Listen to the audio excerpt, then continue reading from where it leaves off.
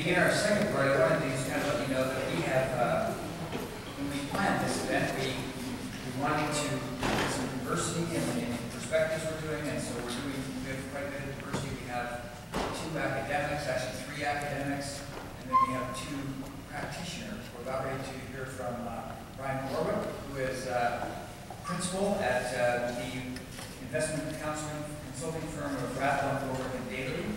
He's going to be talking on the topic of free market answer to the retirement savings gap. And he'll be doing it from the perspective of someone who's actually in the field and knows what it's like to do some retirement planning. We're very grateful to have him and his firm support of this, and look forward to hearing Brian come share with us now. Thanks.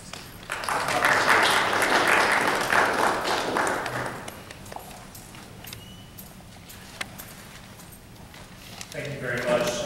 So one thing that goes along with being a practitioner rather than a professor is that I don't get up in front of crowds all the time to talk. So I will use PowerPoint as a crutch, and so you can bear with me. The retirement savings gap. What is it? Why should you care? And how can we fix it? Answering the first question is relatively easy. Retirement savings gap is simply the difference between what we have saved for as a nation, saved for retirement as a nation, and what we need to have saved for retirement as a nation.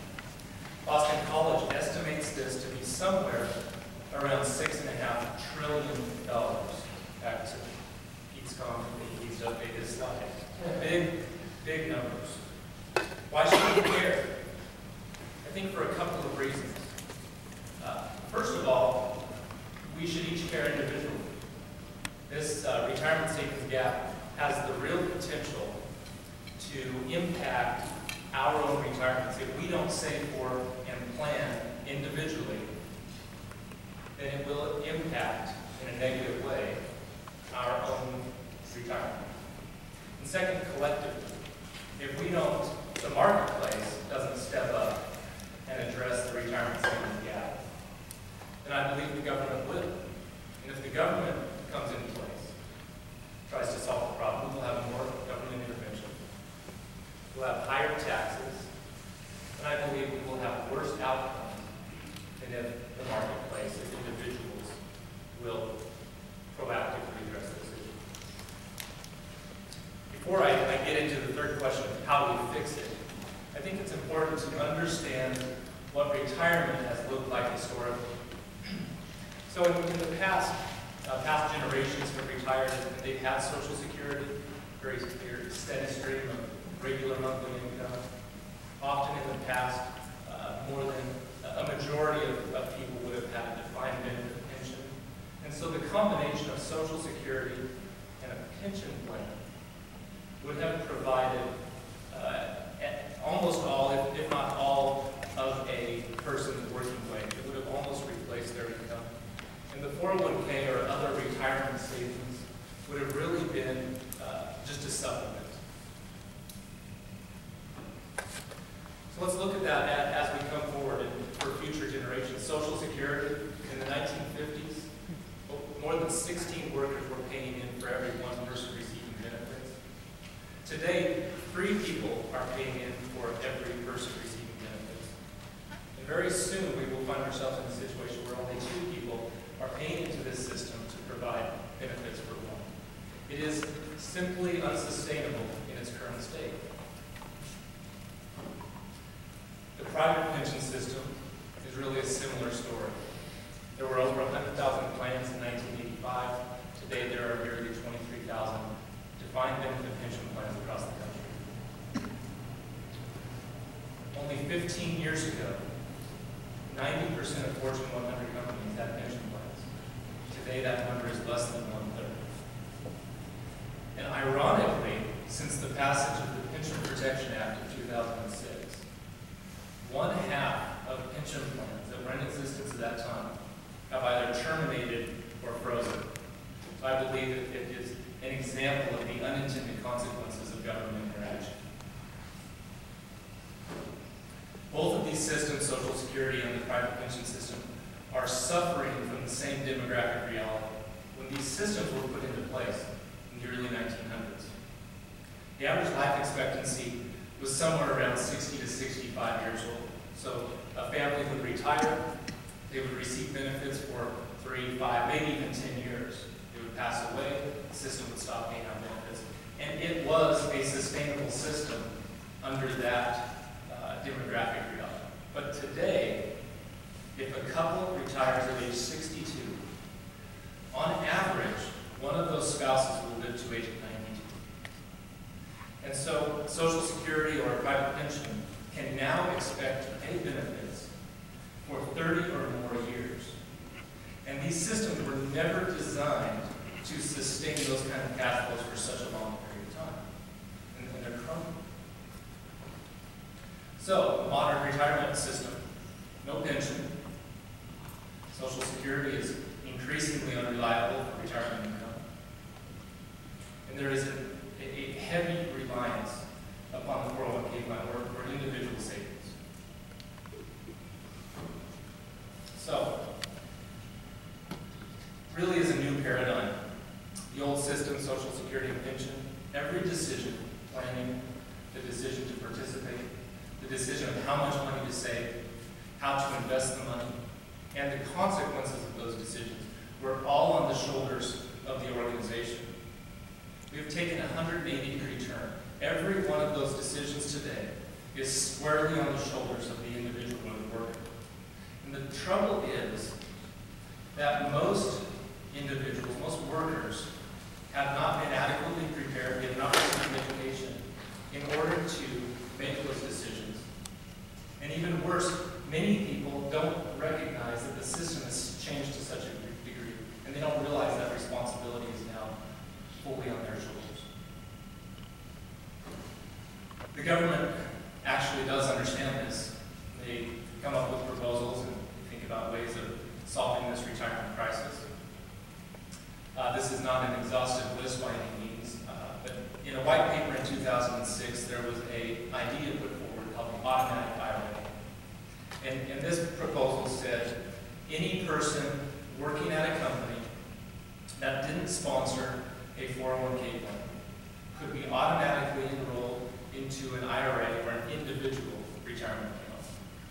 And that money that they saved would be put into a mutual fund, some sort of diversified market-based investment. Actually, that's not a bad idea.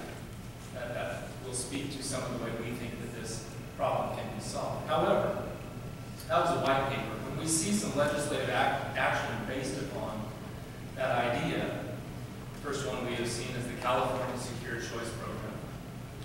Here, the proposal says any person working at a company with 5 or more employees will be automatically enrolled into this plan. They will defer or save 3% of their salary. It will go into now a state-administered investment pool, not the market. And they will be guaranteed a 3% rate of return.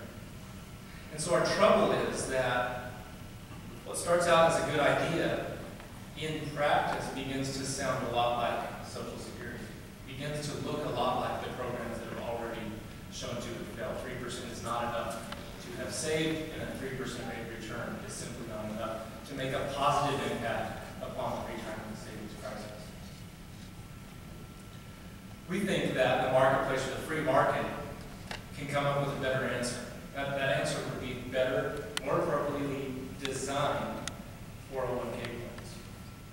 The characteristics would include broader participation, higher employer contributions, higher employee savings rates, and appropriately invested retirement accounts.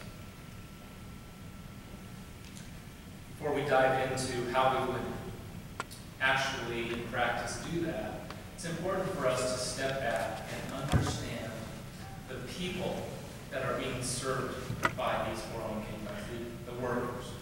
And so in any plan in this room, across the country, there are really 3 types of investors. There are the do-it-yourself investors, the do-it-with-me investors, and the do-it-for-me investors. The do-it-yourself investors are those who understand the need to save, are comfortable making the savings rate decision, are comfortable investing their own money. These are the people that log on to E-Trade every day? Are any of those in the room? None. The do-it-with-me investors. These people really understand the need to save, but they need help with some of the details. So if they have access to a professional, they will seek that help, they will get the answers they need, and they will start to take steps toward securing their retirement future. But it is the do-it-for-me investors who don't understand the need to save. They don't understand how to come to the savings rate decision. They don't understand how to save or invest the money. So it is these people that need the most help. It is these people that are being left behind by the shift from the old pension social security system to the new retirement paradigm where the responsibility is entirely on their shoulders. And so it is this group of people that we need to think about when designing a better 401k plan. Over the past couple of decades, psychologists through the field of behavioral finance have given us really a lot of insight into how people think and how they make financial decisions.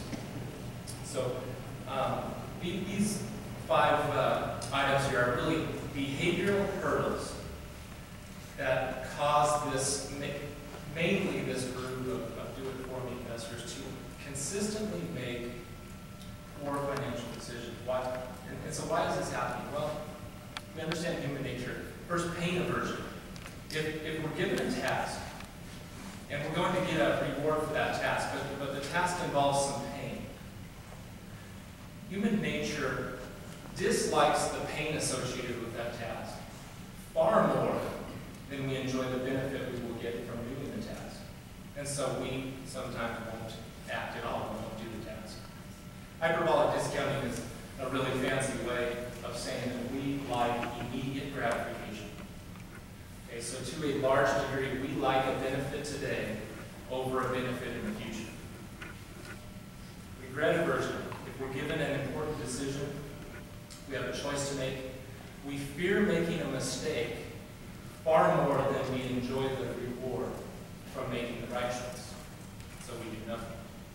Choice overload. If we're given a long list of options, a menu at a restaurant, it's difficult for people to make choices.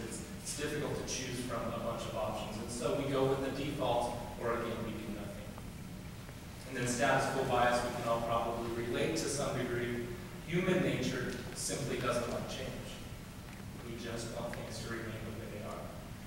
So as we think about individual investors and how they interact with 401k plans today, I'll give you a scenario. Somebody from the investment company comes out to the workforce and we tell them all of the benefits the company is going to match. There are great tax benefits. You need to save for your future, and here's what it's going to look like in 30 years. And turn to page 32 and fill out these 4 pages of paperwork. So right out of the gate, we tell them there's a benefit, but there's some pain associated with filling out the paperwork. It's an unpleasant task. And they may take it home with every intention to do it, but it never gets returned. We're asking the employees to take an immediate cost, give up spending money today, a benefit today, in order to save for your future, a benefit tomorrow. So we're asking them to delay their gratification. We're asking them to make important decisions that they may very well feel regret over. We're asking them, we give them a wonderful list of 20 or 30 different investment choices and say, you can build this great portfolio, when they may not understand the difference between a stock, a bond, or a mutual fund. So they have choice over it. And really, their life's been going pretty well. And they just want things to stay the way they always have been. They don't want change. So, we begin to address these behavioral hurdles. In fact, we believe we can turn the behavioral hurdles into positives working toward retirement success by implementing some automatic provisions into 401k plans. Those provisions would be automatic enrollment, automatic contribution escalation,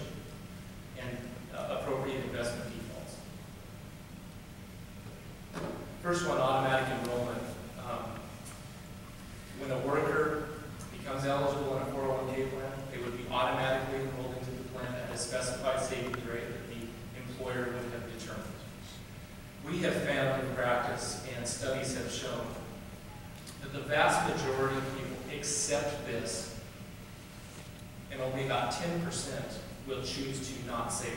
They will actually go and get paid for it and opt out. The problem is, automatic enrollment has been around for a few years now, and actually about half of the plans in the country have an automatic enrollment provision.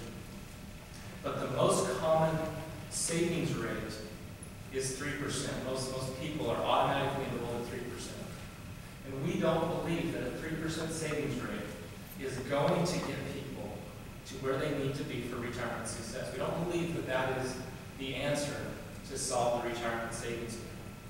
We think that courageous, this is something we call courageous automatic enrollment, would put people in at a 6% savings rate or more. And so the marketplace really needs to think hard about this and understand and step up to begin to address the savings crisis.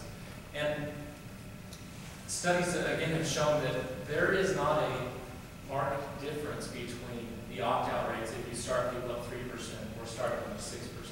8 or 9 out of 10 people will still stay in the plan and still save that money. The next step, once we have them enrolled, is automatic escalation. This is where every year they will increase their savings rate by 1 percentage point, up until we hit a maximum number.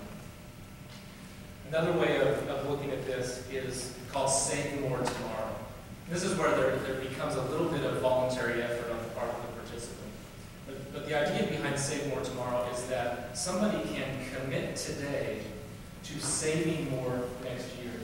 They commit to having the company increase their savings rate. A great way of doing this is by having people increase their savings rate along with pay increases. And so what happens is they never actually experience a net decrease in their income as their savings rate goes up over time. Courageous automatic escalation, let me back up. Automatic escalation really suffers from the same issue that automatic enrollment does, and that is we believe that it stops at too low of a savings rate. People are enrolled at 3% and then they're escalated to 6%. So again, we just don't think that, we have found that 6% is not going to get us individually to where we want to be for retirement, and it is not going to solve the crisis in a way that we need to. So we believe that courageous escalation would take us to 10 or 15%. And again, the information coming out of plans across the country shows that it's not until about 12% that there seems to be a rise in people opting out of the plan, opting out of that savings rate. And then the third component is to have a qualified default investment. The important point here is that once the money is saved, that the participant doesn't have to make any investment choice. They will automatically be put into a mutual fund or a managed account, a target date fund. That is it is appropriate for them on either an age-based or a risk-based basis.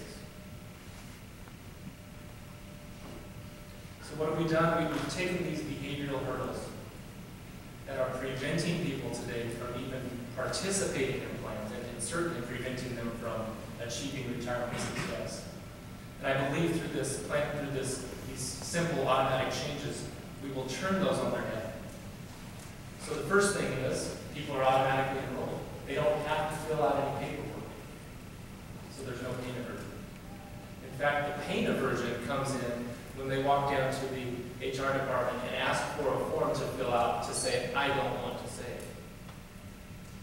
They can save more tomorrow. We've solved the problem of hyperbolic discount. They don't have to give up a big benefit today. We can get there slowly. No decision, no regret.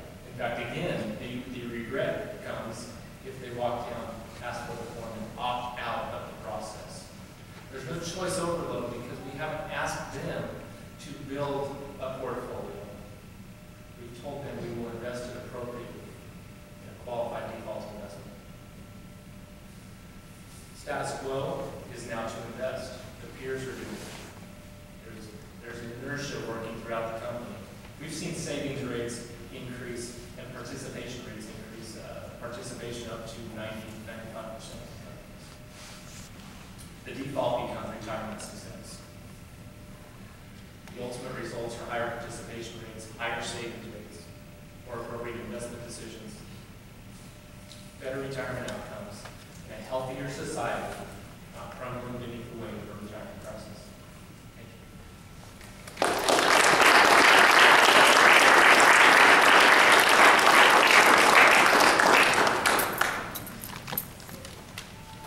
So, you got your 3x5 cards, and make sure you have questions for Ryan about his presentation about savings and how it's going to where we need to go. This is a very relevant and up-to-date question. We want to address it. As he was talking, by the way, I think I mentioned that Ryan is one of our own graduates, 1999, so I think it's 14 years, and he told me time flies when you're making investments. My son, my son and my daughter-in-law live in Australia, married an Aussie, and exactly what Ryan has been talking about has already been implemented in Australia. Today, if you have a job in Australia, they will withhold 9%, very close to your number, 9% of your income and place it into an investment portfolio. You actually get a chance to choose within bounds where you're going to invest that money, but you save it. And they've been doing this for about 20 years now, and I am told it was reported that they have saved a total of $1 trillion Australian dollars over that time frame. That's a significant number because they're about 1/10 the size of the United States, a little less than 1/10. So if you take that 1 trillion and multiply it times 10, it will be almost exactly what our gap is. It's a little bit more than what we think our gap is. So this whole thing can be done if there is the will to do that. So a good question might be, what would it take to get the will to do this? And ask Dr. Crabb and Ryan to come up with a plan.